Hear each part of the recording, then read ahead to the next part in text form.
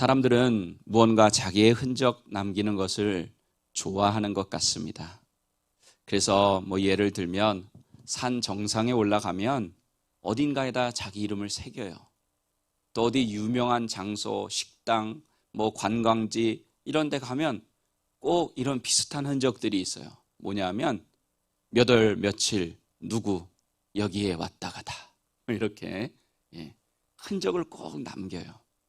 옛날에는 이렇게 한국에서 그런 거 보셨는지 모르겠지만 지하철 같은데 화장실 가도요 꼭 그런 뭔가 이 낙서가 흔적을 꼭 남깁니다. 심지어 외국에 가서도 한국 사람들은 왔다 간 흔적을 남긴다고 하네요. 또한 이런 흔적 말고 자신의 몸에다가 또 흔적을 남기는 사람들이 있어요. 근데 오늘 성경 말씀을 보니까 사도 바울은 내가 내 몸에 예수의 흔적을 가졌다 이렇게 고백하고 있습니다. 바울은 갈라디아서를 마무리하면서 갈라디아 교회 성도들에게 이제 이후로는 나를 괴롭게 하지 말라 하면서 말을 시작합니다. 이 말 속에는 이제 갈라디아 교회의 성도들이 거짓 교사들에게 이제 좀 그만 미혹되라, 그런 게 때문에 사도 바울이 마음이 아팠던 거예요. 그래서 거짓 교사들에게 미혹되지 말기를 바라는 그런 안타까운 바울의 마음이 담겨 있습니다. 갈라디아 교회는 우리가 아는 대로 바울이 개척한 교회죠. 그런데 거짓 교사들이 들어와서 교회를 어지럽게 만들었습니다. 구원은 믿음으로 받는 것이 아니라 할례도 받아야 한다 이렇게 가르친 거예요. 그래서 바울은 안타까운 마음으로 갈라디아 교회에 편지를 쓰게 된 것입니다. 그리고 마지막에 바울은 갈라디아 교회 성도들에게 나를 괴롭게 하지 말라 하면서 자신이 예수의 흔적을 지니고 있다 이렇게 말을 합니다. 이 말을 왜 했을까요? 굳이 갈라디아 교회 성도들에게, 자신이 개척한 그 교회 성도들에게 야 까불지 마, 니네 내 말 들어야 돼, 나는 예수의 흔적을 가졌어 하면서 자랑하려고 그랬을까요? 뭔가 그들에게 협박을 하려고 그랬을까요? 내가 니네보다는 영적으로 한 수 위야 이런 거 자랑하려고 했을까요? 아니에요. 이것은 자신이 사랑하는 그 갈라디아 교회 성도들에게 자신과 같이 예수의 흔적을 지닌 자가 되라 하는 의미에서 그렇게 말한 것입니다. 즉 자신이 가지고 있다고 하는 그 예수의 흔적을 사랑하는 갈라디아 교회 성도들도 지니기를 원하는 간절한 소원에서 그렇게 말한 것입니다. 그래서 저는 오늘 본문 말씀에 의지해서 예수의 흔적을 물려주라 라는 제목으로 어린이 주일을 맞이하는 우리 자녀들과 또 부모님들에게 주시는 은혜를 나누고자 합니다. 자, 그렇다면 우리 사도 바울이 지니고 있다고 하는 그 예수의 흔적, 갈라디아 교회 성도들도 본받았으면 하는, 물려받았으면 하는 그 예수의 흔적, 그것이 의미하는 것은 무엇일까? 저는 부모요 또 믿음의 선배로서 우리의 자녀들에게도 이 흔적을 유산으로 물려주면 좋겠다 하는 그런 마음이 들어서 말씀을 준비하게 되었습니다. 우리에게는 육신의 자녀만 있는 게 아니죠. 영적인 자녀도 있어요. 나로 인해서 예수 그리스도를 믿게 된 사람들, 그 영적인 자녀들이죠. 또 그들에게도 물려주면 좋겠다 하는 그런 마음에서 오늘 말씀을 전하게 되었습니다. 예수의 흔적에 대한 아마 유명한 신학자들의 많은 해석이 있겠지만 저는 오늘 두 가지만 한번 살펴보도록 하겠습니다. 첫 번째, 사도 바울이 지니고 있던 예수의 흔적은 믿음이에요. 믿음. 뭐라고요? 믿음. 우리 신약에서 믿음을 본받을 만한 사람 하면 누가 제일 먼저 떠오릅니까? 사도 바울 아니겠습니까? 그 사도 바울의 믿음이 예수의 흔적이다. 바울은 주님을 향한 확실한 믿음을 가지고 있었어요. 즉 주님 앞에 섰을 때 보여줄 만한 믿음이 있었다는 거예요. 디모데후서 우리 4장 7절에서 8절 말씀 같이 한번 읽어보겠습니다. 나는 선한 싸움을 싸우고 나의 달려갈 길을 마치고 믿음을 지켰으니 이제 후로는 나를 위하여 의의 면류관이 예비되었으므로 주 곧 의로우신 재판장이 그 날에 내게 주실 것이며 내게만 아니라 주의 나타나심을 사모하는 모든 자에게도 니라. 아멘. 이 말은 바울이 죽음을 얼마 남겨두지 않은 상태에서 아들과 같은 디모데에게 한 말입니다. 바울은 선한 싸움을 싸우고 자신이 달려가야 할 길을 다 달려가고 믿음을 지켰다. 자신 있게 이야기하고 있습니다. 이것은 하나님께서 인정하시는 믿음입니다. 그것을 어떻게 알 수 있을까요? 바울은 자신을 위한 의의 면류관이 예비되어 있을 거다. 이렇게 추측성으로 이야기한 것이 아니라 이미 예비되었다라고 말하고 있습니다. 우리 다시 한번 디모데후서 4장 7절에서 8절 좀 보여주세요. 한번 7절을 보세요. 8절에 이제 후로는 나를 위하여 의의 면류관이 예비되었을 것이다. 이렇게 하지 않고 면류관이 예비되었다. 이렇게 확신 있게 얘기를 하고 있습니다. 과거형으로 말하고 있어요. 이렇게 말할 수 있는 것은 주님께서 바울에게 아마 말씀으로 들려주셨든지 아니면 환상으로 보여주셨든지 했기 때문일 것입니다. 바울이 가졌던 이 믿음이 바로 예수의 흔적입니다. 그리고 우리에게 동일하게 있는 흔적이라고 믿습니다. 그런데 오늘날 그리스도인들을 보면 안타깝게도 믿음의 흔적을 남기려고 하지 않는 것 같습니다. 무슨 뜻이냐 하면 자기 편한 대로 예수를 믿는 사람들이 많아지고 있다는 뜻입니다. 예수 믿는 것을 하나의 액세서리 정도 아니면 종교 생활도 필요해. 사회생활 내가 인생을 살면서 종교 하나쯤은 필요한데 기독교가 나한테 맞는 것 같아 하면서 어떤 이런 종교 생활의 하나로 생각하는 사람들이 있어요. 이런 삶의 모습은 온전히 주님을 구주로 믿고 모시고 사는 삶이 아닙니다. 이들은 여전히 말로는 예수님을 믿는다고 하지만 자신들이 인생의 주인의 자리에 앉아 있는 사람들이에요. 자신이 여전히 주인의 자리에 앉아 있으니까 모든 삶이 주님이 중심이 되는 삶이 아니라 누가 중심이 되는 삶을 사는 거예요? 내가 중심이 되고 내가 주인이 되는 그런 삶을 사는 것입니다. 이 메시지는 누가 주는 거예요? 네 삶의 주인은 너야 하면서 주는 메시지는 세상이 주는 메시지예요. 세상이 주는 메시지는 누가 주는 메시지예요? 원수 마귀가 주는 메시지예요. 얼마나 멋있어요. 네 인생의 주인은 너야. 세상의 중심은 너야. 천상천하 유아독존하면서 너 중심으로 세상을 세상이 돌아가고 있어. 막 이렇게 멋있는 이야기들 합니다. 그럴듯해요. 괜찮아요. 그 정도 사람 수준에서 인간의 수준으로는 참 훌륭한 이야기예요. 하지만 우리가 믿는 기독교, 그 기독교 안에서는 이것은 아주 낮은 수준의 이야기입니다. 왜요? 우리는 내가 인생의 주인이 아니라 천지를 지으신 하나님이, 예수님이 내 인생의 주인이 되시고 나의 중심에 계신다고 우리는 믿기 때문이에요. 그러면 간단히 한번 생각해 보세요. 어린아이가 생각하는 수준하고 어른이 생각하는 수준하고 있는데 차이가 나는데 세상 사람들은 이 어린아이와 같은 수준에서 생각하고 살아가는데 우리는 천지를 지으신 하나님의 수준에서 생각하며 살아가니까 왜? 하나님을 주인으로 모시면 그렇게 되니까 하나님의 말씀대로 살아가게 되는 거니까 우리는 이 엄청나게 높은 수준의 삶을 사는 겁니다. 그런데 그것을 온전히 깨닫지 못하니까 예수님을 믿는다고 하면서도 여전히 세상의 수준에서 살아가는 겁니다. 그러니까 예수님을 따르는 믿음의 흔적을 남길 수 없는 거고 자기 자신을 따라 사니까 뭐만 남는 거예요? 그냥 내가 살아온 흔적만 남는 거예요. 예수님께서는 누가복음 18장 8절에 좀 안타까운 이야기를 하셨어요. 우리 한번 같이 읽어볼까요? 내가 너희에게 이르노니 속히 그 원한을 풀어주시리라. 그러나 인자가 올 때에 세상에서 믿음을 보겠느냐 하시니라. 아멘. 인자가 올 때는 언제입니까? 예수님이 이미 이 땅에 오셔서 말씀하신 건데 그 이야기는 다시 예수님이 이 땅에 오실 때를 의미하는 거예요. 지난 시간에도 말씀을 나눴지만 마지막 때라는 거예요. 인류의 종말을 이야기하는 것입니다. 심판의 때를 이야기하는 거예요. 그 예수님이 다시 오실 때 뭘 보겠느냐 하는 거예요. 예수님이 인정하실 만한 믿음을 보겠느냐, 이렇게 말씀하신 것입니다.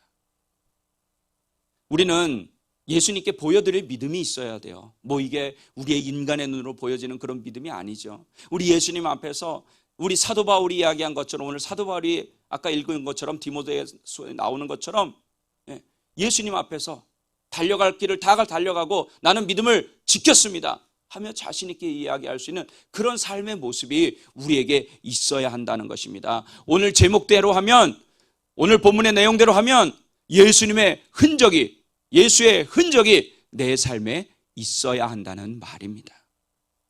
그럼 우리의 믿음을 어떻게 예수님께 보여드릴 수 있을까요? 우리가 살아왔던 믿음의 흔적, 삶을 주님께 보여드리면 되는 것입니다. 그리고 이 믿음의 흔적은 주님께만 보여드려야 할 것이 아니라 우리가 사랑하는 자녀들에게, 또 우리가 사랑하는 사람들에게, 나의 영적인 자녀들에게도 보여줄 수 있어야 합니다. 오늘은 어린이 주일이라고 말씀드렸습니다. 우리 하나님께서 귀한 자녀들을 주셨어요.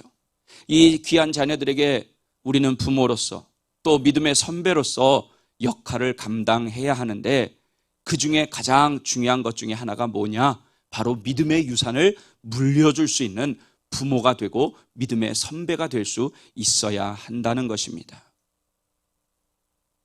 우리가 자녀들에게 물려줘야 할 가장 중요한 유산은 돈도 아니고 땅도 아니고 집도 아니고 사업체도 아닙니다.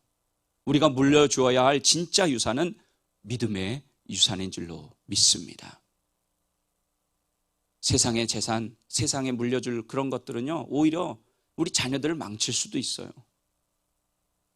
그러므로 우리는 있다가도 없어지는 것, 안개처럼 사라져버리는 것, 이런 뜬구름 잡는 것 같은, 허공을 치는 것 같은 것들을 자녀들에게 물려줄 것이 아니라 영원한 삶으로 인도하는 믿음의 유산을 물려주어야 합니다. 저는 그런 면에서 너무나도 복을 받은 사람이라고 생각합니다. 모태신앙이라고 하죠. 요새는 뭐 옛날부터 그랬지만 모태신앙이 하도 하는 게 잘 없어서 모태신앙 뭐 이렇게 또 표현한다고 하는데, 뭐 어느 정도는 뭐 부정하지는 않겠습니다. 모태신앙으로 태어난 사람의 한 사람으로. 하지만 우리가 다르게 생각해 보면요, 태어날 때부터 믿음의 집안에서 태어난다, 그런 믿음의 환경, 영적인 환경에서 자라난다, 그때는 잘 모른다 할지라도 이것이 엄청나게 큰 축복이에요. 저는 그 중에서도 그냥 믿음의 부모님이 아니라 저희 와이프도 마찬가지지만 주의 종의 가정에서 태어난 것, 정말로 자랄 때는 불편한 게 너무 많았어요. 주의 종의 자녀로 산다는 것, 요즘 영어로 표현하면 PK로 산다고 하는 것 쉽지 않아요. 짜증나고 힘들 때도 있어요. 하지만 그것이 저를 지켜줬다고 해도 과언이 아니에요. 또 부모님이, 믿음의 부모님이 저를 위해서 기도한 것이 나를 지켜주고 보호해주고 지금까지 나를 인도해줬다고 해도 과언이 아닙니다. 아니, 그게 사실입니다. 여러분, 믿음의 가정에서 태어나지 않고 1세대 기독교인들은 아마 제 말이 무슨 뜻인지 잘 이해하실 겁니다. 근데 어렸을 때부터 믿음의 가정에서 자란 사람들은 이걸 잘 몰라요. 이것이 얼마나 큰 은혜인지 잘 모릅니다. 중요한 것은 그런 환경 속에서 믿음의 유산을 물려받으며 자라났다고 하는 것, 여러분들 감사하시고, 또 혹시라도 그런 가정에서 태어나지 못했다 할지라도 앞으로는 나를 통해서 믿음의 자녀들에게 또는 육신의 자녀들에게 믿음의 유산을 물려줄 수 있다는 것에 감사하시기 바랍니다. 가나안 정복을 주도했던 여호수아가 죽고 또 그와 함께했던 모든 세대들이 다 죽고 난 이후의 상황을 성경에서 이야기하는데 우리 한번 읽어볼까요? 사사기 2장 10절 말씀입니다. 그 세대의 사람도 다 그 조상들에게 돌아갔고 그 후에 일어난 다른 세대는 여호와를 알지 못하며 여호와께서 이스라엘을 위하여 행하신 일도 알지 못하였더라. 아멘. 자, 이 말씀을 보면 가나안 땅에서 태어난 자녀의 세대를 가리켜서 다음 세대라고 하지 않고 다른 세대라고 표현하고 있습니다. 이 다른 세대라고 하는 이 말에 굉장히 많은 뜻이 포함이 되어 있죠.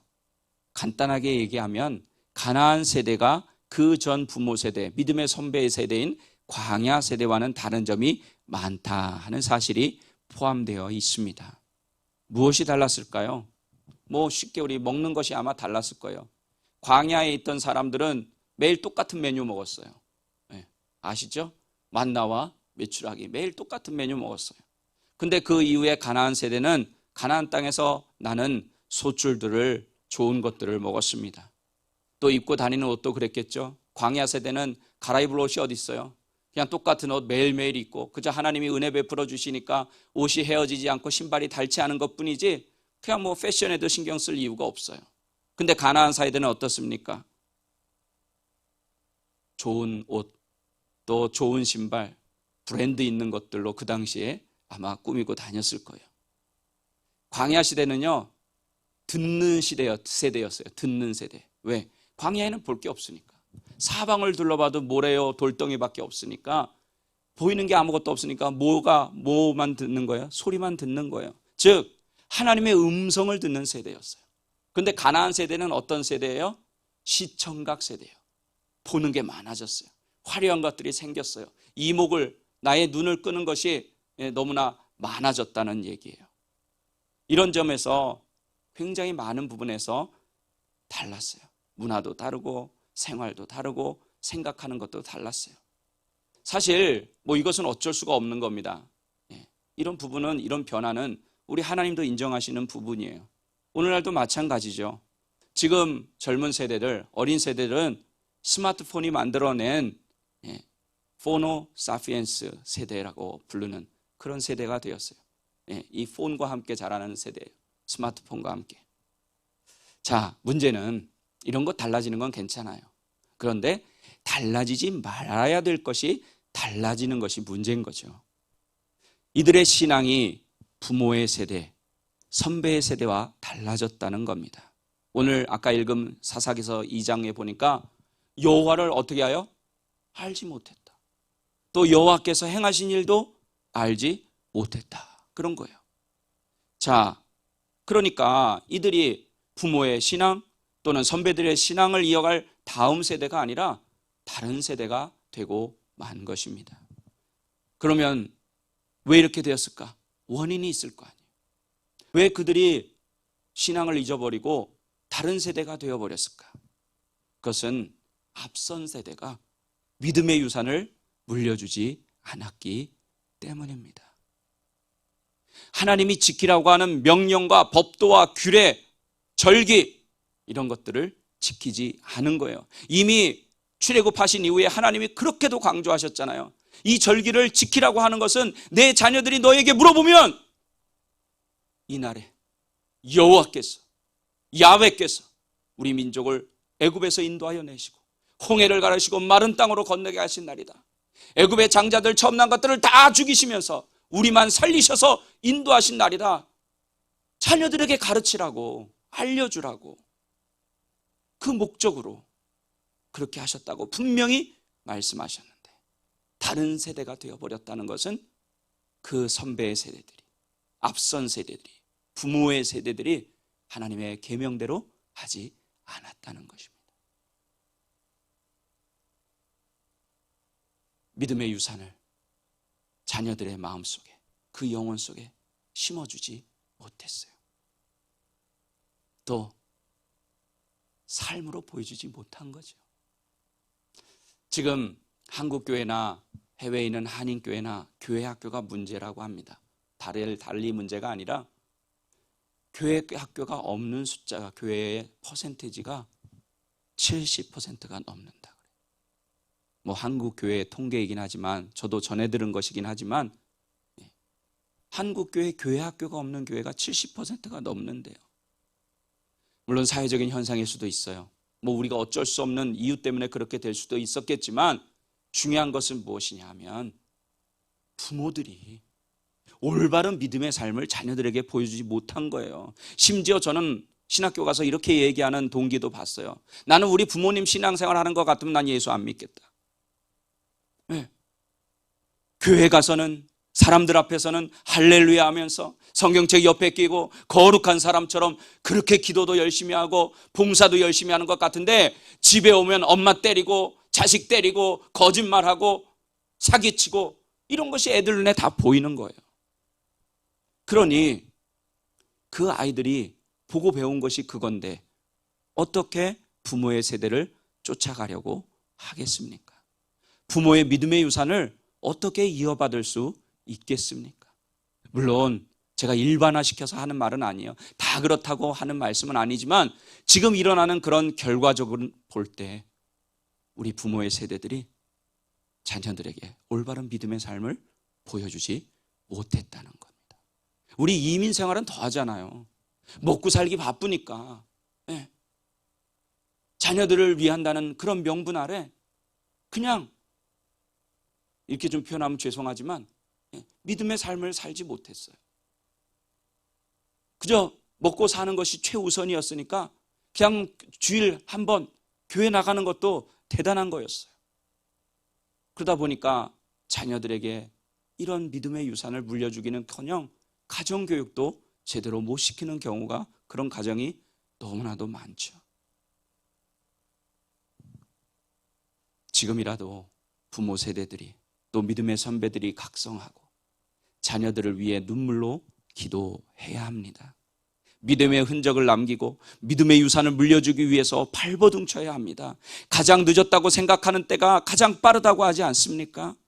바로 이때가 이제 정신 차리고 다시 우리의 자녀들을 돌아보며 자녀들에게 믿음의 올바른 유산을 물려주기 위해서 삶으로 보여주는 그 믿음을, 예수의 흔적을 물려주기 위해서 발버둥쳐야 할 때입니다.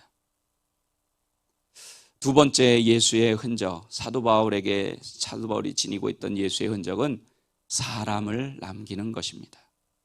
우리 예수님께서 마태복음 28장 19절에서 20절, 우리 잘 아는 말씀인데 예수님이 하신 말씀 한번 읽어보겠습니다. 그러므로 너희는 가서 모든 민족을 제자로 삼아 아버지와 아들과 성령의 이름으로 세례를 베풀고 내가 너희에게 분부한 모든 것을 가르쳐 지키게 하라. 볼지어다 내가 세상 끝날까지 너희와 항상 함께 있으리라 하시니라. 아멘. 저는요 이 말씀 준비하면서 여러분들은 저보다 또 영적으로 뛰어나시니까 이미 깨닫고 또 아시는 부분일지도 있겠는데요. 저는 이 말씀을 읽으면서 깨달은 게 하나 있는 거예요. 발견한 게. 오늘 예수님의 말씀 보니까 너희는 가서 모든 민족으로 제자를 삼고 그 다음에 가르치라 그런 거예요. 제자를 삼아 아버지와 아들과 성령의 이름으로 세례, 침례를 주라는 거예요. 침례를 주고 말씀을 가르쳐가지고 제자를 삼는 게 아니라 제자를 삼고 침례를 주고 세례를 주고 말씀을 가르쳐 지키게 하라. 제가 너무 성경의 순서에 예민한 걸 수도 있겠지만 하나님의 말씀이니까 먼저 제자를 삼으라고 예수님 말씀하셨어요.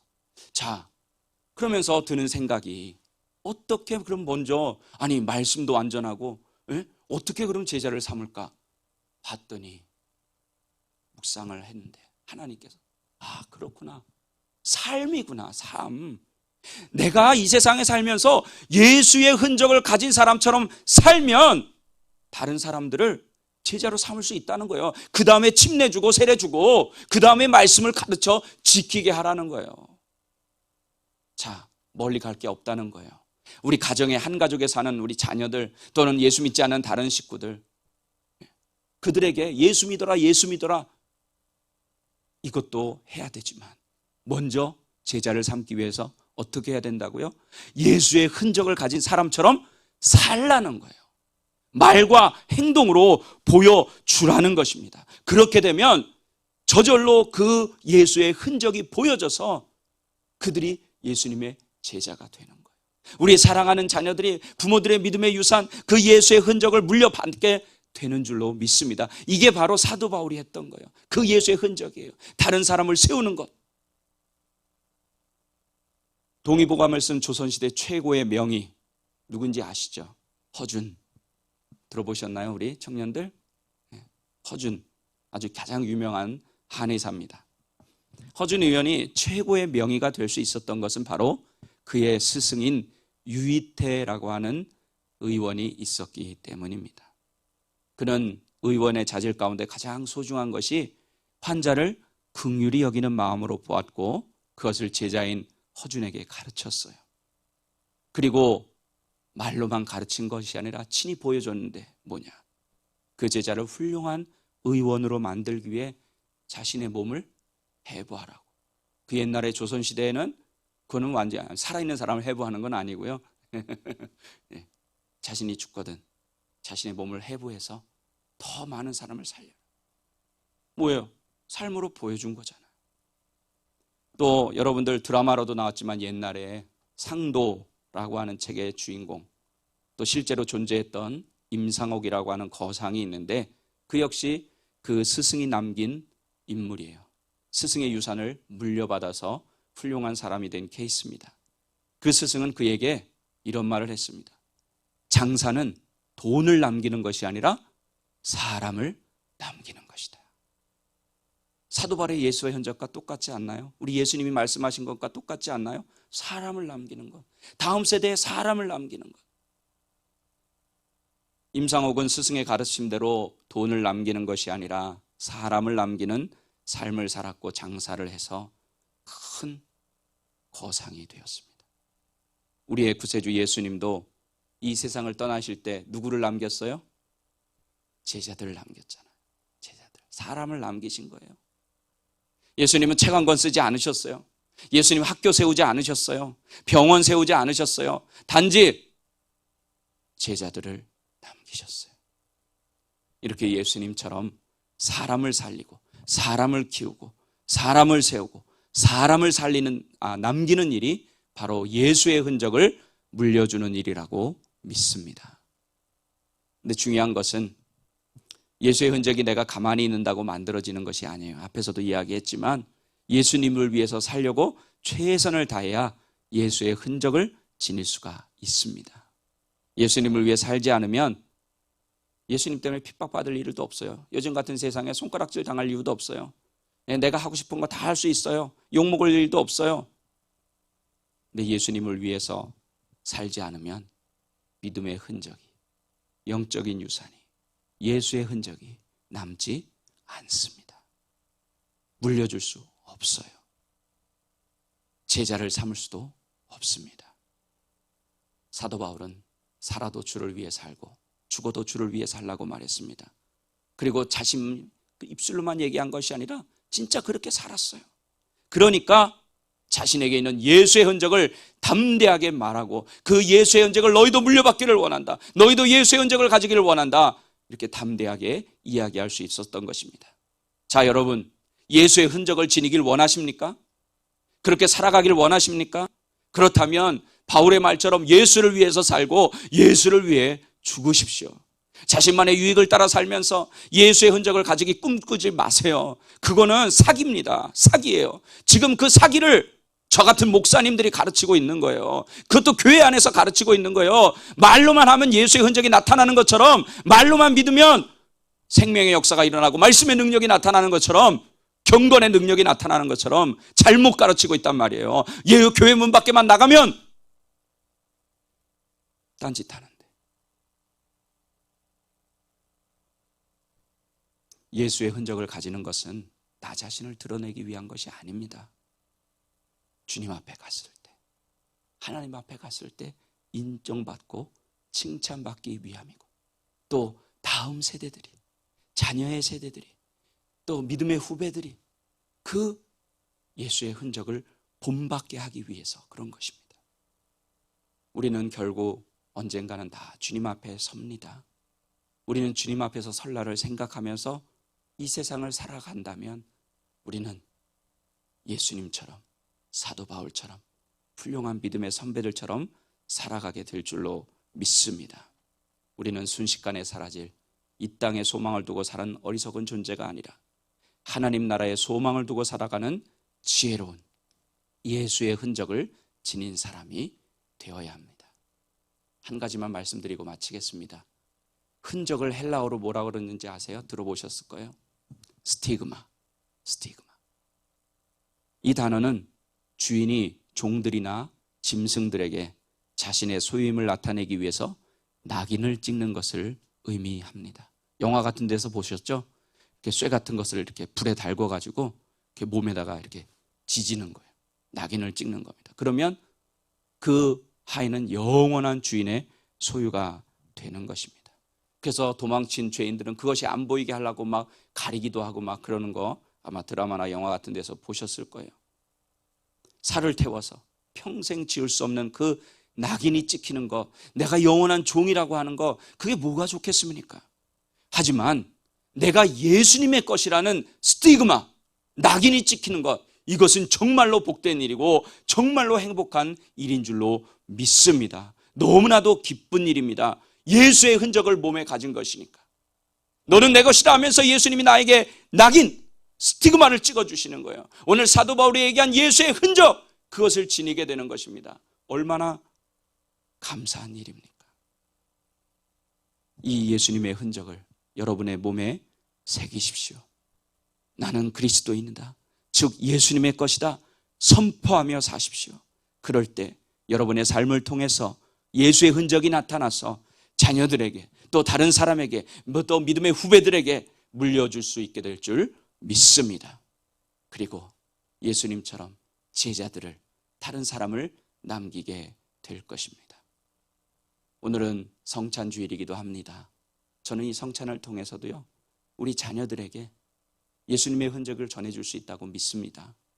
주님이 우리를 위해서 찢기신 몸, 흘리신 피를 먹고 마시는 이 예식을 통해서 자녀들의 삶에도 예수의 흔적을 지니게 할 수 있기 때문입니다.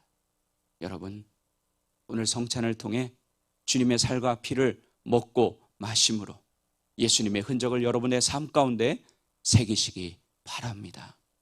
그리고 그 흔적이 나타나도록 예수 중심으로 예수님께 올인하여 살아가시기를 바랍니다.